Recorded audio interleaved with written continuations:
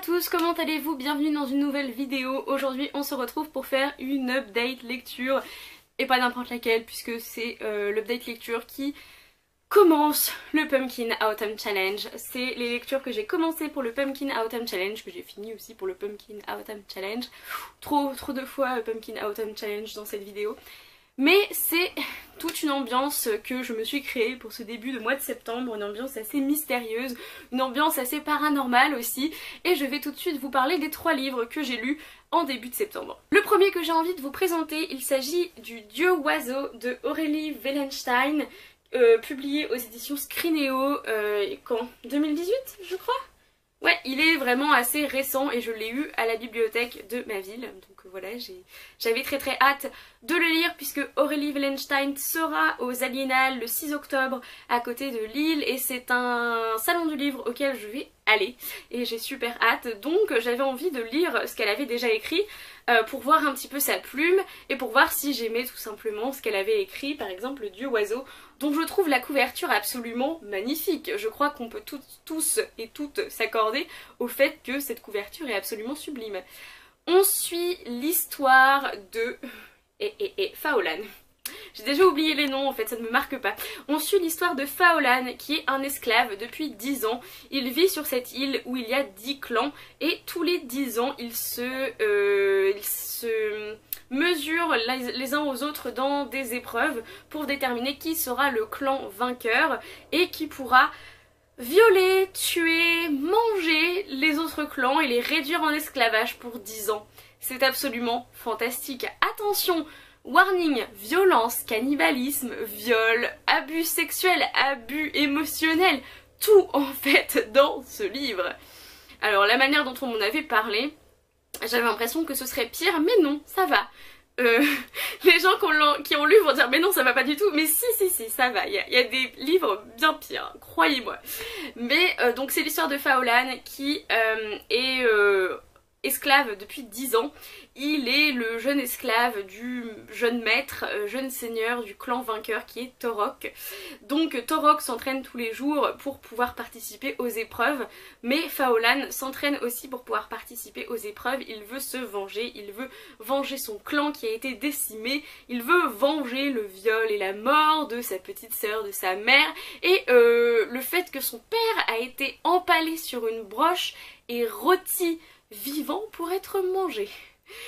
Ah, c'est génial, quelle ambiance ce livre. Donc on suit son histoire et voilà, je le dis direct, j'ai vraiment beaucoup aimé. J'ai beaucoup aimé la plume d'Aurélie Wellenstein qui était vraiment poétique, enfin mystérieuse je trouvais. Elle instillait vraiment le mystère, c'était quand même fluide.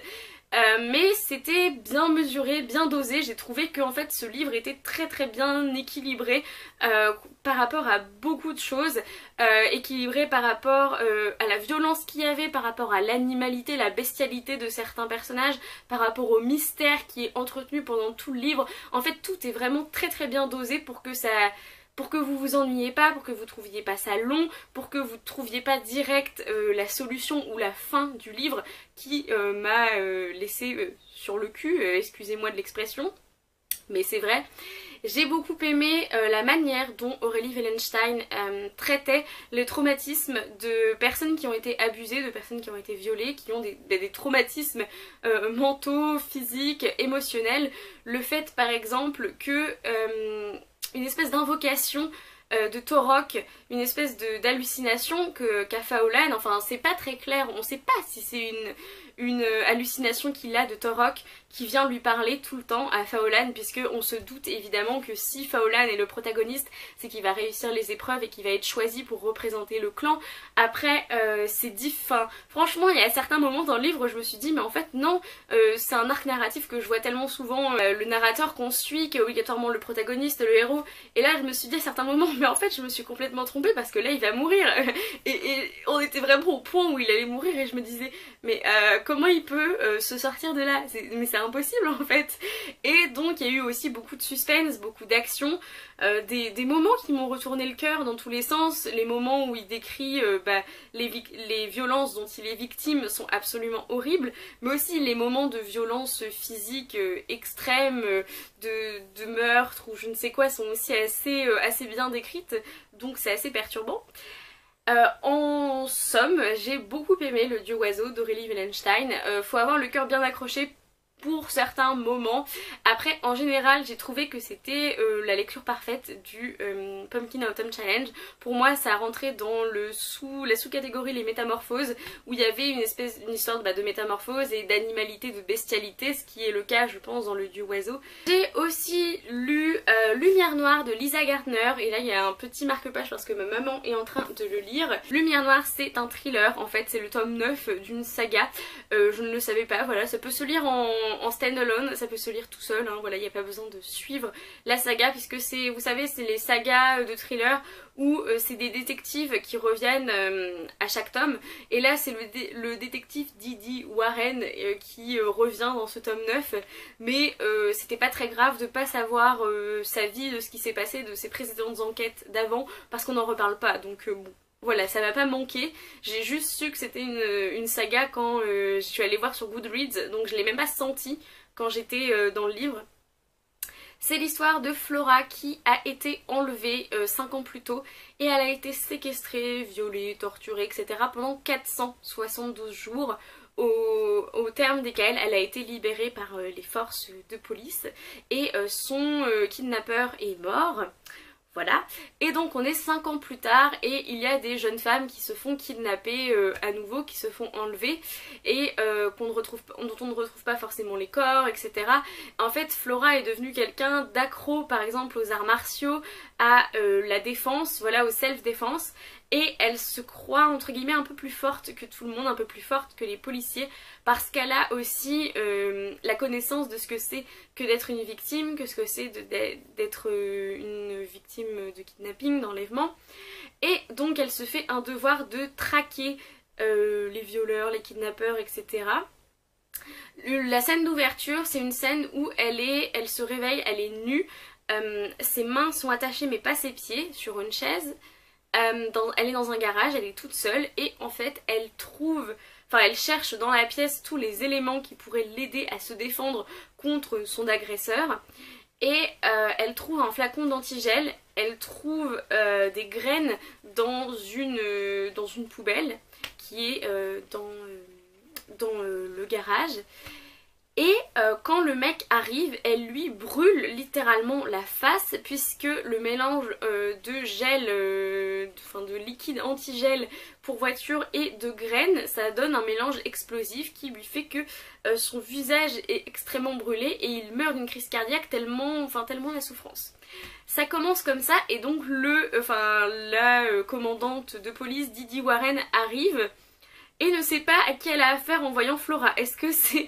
en fait c'est la meurtrière mais en même temps c'est la victime, donc c'était très compliqué pour les enquêteurs. Dans le résumé, mais ça intervient à presque un tiers du bouquin, mais en fait Flora va se refaire kidnapper elle aussi, et donc la commandante de police Didi Warren va se rendre compte qu'il y a un vrai prédateur qui rôde dans les rues de Boston et qu'il en avait depuis tout ce temps après Flora, qu'il a attendu pendant 5 ans de prendre une espèce de revanche peut-être, puisqu'elle avait échappé à son bourreau, à son premier bourreau, à son kidnappeur, et c'était un thriller très très bien mené. Ça a perdu un peu de son intérêt quand j'ai compris qui était le kidnappeur, c'est-à-dire à 100 pages de la fin quand même. On a 3 points de vue dans ce livre. On a les flashbacks du premier kidnapping de Flora, donc Flora au début qu'elle a été enlevée, Flora tout au long de sa captivité. On a Didi Warren, comment elle perçoit l'enquête, etc. Donc voilà le point de vue de la commandante de police. Et on a aussi le point de vue de Flora de maintenant, Flora du présent. J'ai bien aimé dans le sens où on peut bien aimer, parce qu'il y avait quand même des scènes qui étaient absolument horribles, notamment les scènes d'enlèvement, de torture. Typiquement, si vous avez trouvé celui-là très très violent, en fait c'est pas du tout le même genre de violence, mais c'est de la violence beaucoup plus réel pour moi en fait dans Lumière Noire. Ça fout vraiment les jetons.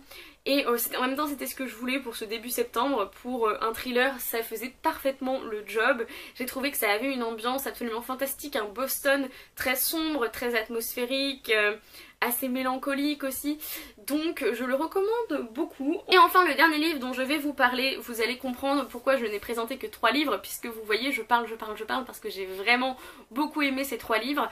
Mais le 3e livre je l'ai écouté, c'est un audiobook que j'ai pris, il s'agit de Les Anges Morts d'Aussi de Sophie Jomain, saga Felicity Hadcock que j'ai enfin commencé, puisqu'elle me faisait de l'œil depuis très longtemps, mais je suis pas trop bitlite dans le sens où vous me connaissez, j'aime pas forcément les clichés, etc. J'ai un peu de mal avec la romance, donc la bitlite c'est pas forcément ce qui est préconisé pour moi en fait, mais j'avais trop envie de lire de la bitlite pour ce Pumpkin Autumn Challenge, ça m'a pris comme ça, et grand bien on a pris parce que j'ai adoré ma lecture des Anges Morts d'Aussi. J'ai trouvé que ça faisait très bien le job pour de la bitlite, c'était mordant, on avait une héroïne un peu cruchasse, mais en même temps un peu badass, qui avait du répondant, il y avait des personnages masculins tellement beaux à tomber, qui sont des dieux du sexe, etc. mais en même temps qui ont un peu des petits défauts, t'as le bon mec et le bad boy, etc.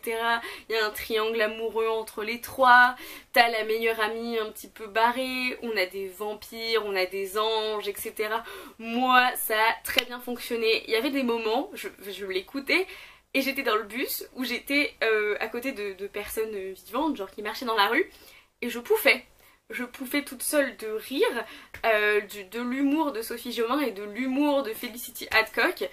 Genre à un moment t'as les 2 gars qui se battent pour la belle, pour la fille, et elle essaye d'attirer leur attention et elle est là, hé vous deux là-bas, hé Laurel et Hardy, etc. Et j'étais juste mort de rire parce qu'elle trouve toujours des expressions, des métaphores qui sont absolument fantastiques, et j'ai beaucoup aimé. Alors évidemment bien sûr il y a des clichés, c'est plein de clichés, mais c'était drôle, et je pense que c'est aussi un code du genre de la bitlite qui est beaucoup de clichés, notamment enfin sur les femmes mais aussi sur les hommes, etc. Ce que sont supposés être les hommes, ce que sont supposés être les femmes, mais en même temps ça fonctionne bien dans la bitlite et je pense que c'est un code du genre. Et voilà, j'ai déjà commandé le tome 2 parce que j'ai très envie d'avoir encore plus d'aventures de Felicity Hadcock, parce que c'est un personnage mine de rien assez attachant, un peu crucruche, un peu neuneux, un peu naïf, voilà, tous les défauts auxquels vous pouvez penser et que je suis en train d'énoncer, en fait sont contrebalancés par le fait qu'elle a beaucoup d'humour et que elle prend la vie un peu comme ça. Elle a 2 anges qui se battent pour elle et elle est là, ah, vous savez, j'ai juste envie de faire du yoga et de cultiver mon jardin, et voilà, c'est juste super drôle.